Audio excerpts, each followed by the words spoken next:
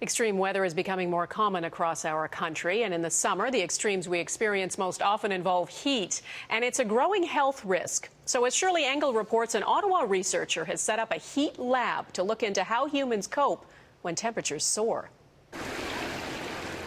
Why roast on a beach or swelter in a heavy hat when you can sweat it out like Mike Casey? Strapped into a heated metal container and hooked up to a breathing apparatus for up to 4 hours to see how heat affects his body. Is it any worse than a 4 or 5 hour flight in an airline? Not really. The 57-year-old is one of 600 who volunteered to enter the calorimeter over the past decade. We measure how much moisture or how much sweat is evaporated from the subject.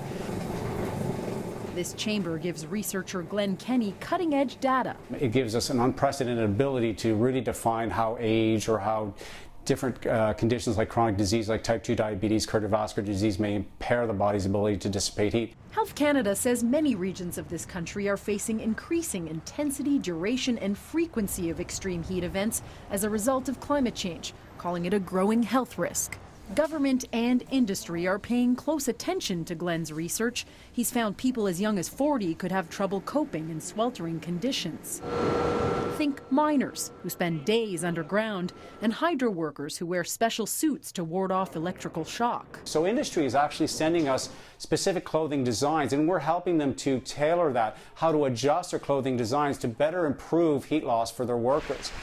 And what about those extreme heat alerts? In some parts of the country, Health Canada is reconsidering what temperature to use as a trigger. We can help Manitoba decide, well, if they've set the trigger, say, at 34 degrees Celsius and a humidity of 40, we might want to change that because the humidity is not as big of an issue within the province.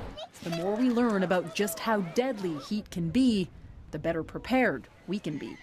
Shirley Engel, Global News, Ottawa.